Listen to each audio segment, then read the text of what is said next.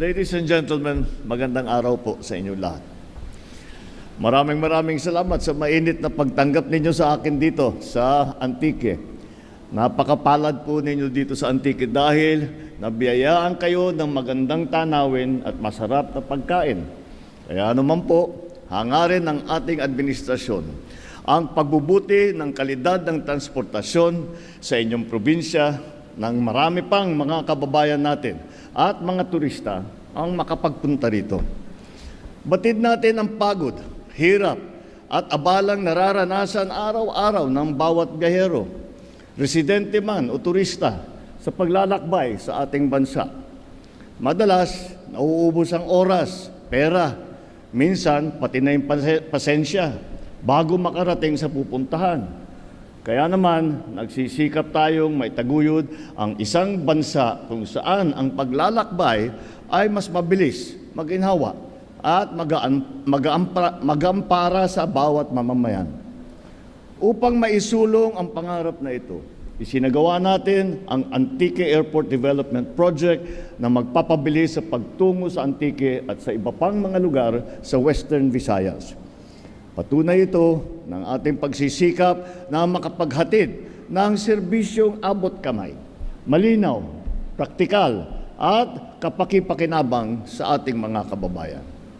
Ngayong araw, binubuksan natin ang bagong passenger terminal building. Dito, mas maayos ang check-in, mas komportable ang pag-antay, at mas kumpleto ang mga inaalok na serbisyo para sa mga nagbabiyahe. Itinayo naman natin ang Air Traffic Control Tower, apron, taxiway at administrative building upang maparami ang mabibigyan ng serbisyo ng paliparan. Sa tulong ng bagong fire station, powerhouse, matitiyak din natin na tuloy-tuloy ang mga operasyon lalo na sa oras ng pangangailangan. Inaasahan nating malaking ginhawa ang mga ito para sa ating mga biyahero, turista, manggagawa, negosyante o pamilya. Bahagi ang Antique Airport Development Project sa mas malawak na modernisasyon para sa buong Western Visayas. Sa Iloilo International Airport, kasalukuyan nating inaayos ang passenger terminal building. Pinapalitan ang 2 escalator at pinapaganda ang baggage handling system. Sisimulan na rin natin ang pag-aspalto ng runway upang maging mas ligtas ang buong paliparan. Sa Roxas Airport naman, sinimulan natin ang pag-aaspalto ng runway noong Oktubre noong nakaraang taon at uumpisa na rin natin ang konstruksyon ng control tower ngayong taon. Marami po kaming ginagawang proyekto para sa inyong rehiyon at sa ating bansa. Nawa po lahat ng ito ay magdulot ng pangmatagalan, pakinabang sa taong bayan. Umaasa ako na pananatilihin ng DOTR at CAAP ang kalinisan, kaayusan at organisasyon ng mga pasilidad na ito.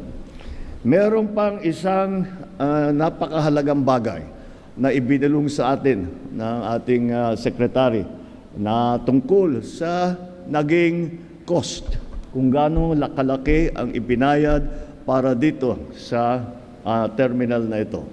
At ang sinabi sa akin, the total cost for all of the improvements and the construction was 120 million pesos. That is, nung sinabi sa akin, medyo nagulat ako. At sabi ko, napakamura. Yung tower pa lang, 42 million. 42 million lamang ang ginastos. Ito ay isang magandang halimbawa na kung tama ang pinaglalagyan ng pera ng tao, makikita natin napakarami na kaya natin gawin mas mabilis, mas mura at mas maganda.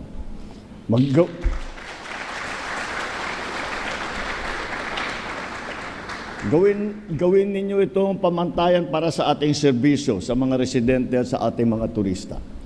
Tiyakin natin na isasagawa ng maayos ang mga proyekto upang mas mabilis itong mapakinabangan ang ating mga mamamayan.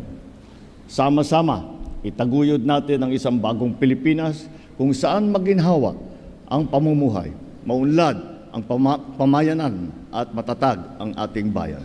Maraming salamat po. Magandang umaga po sa inyo lahat.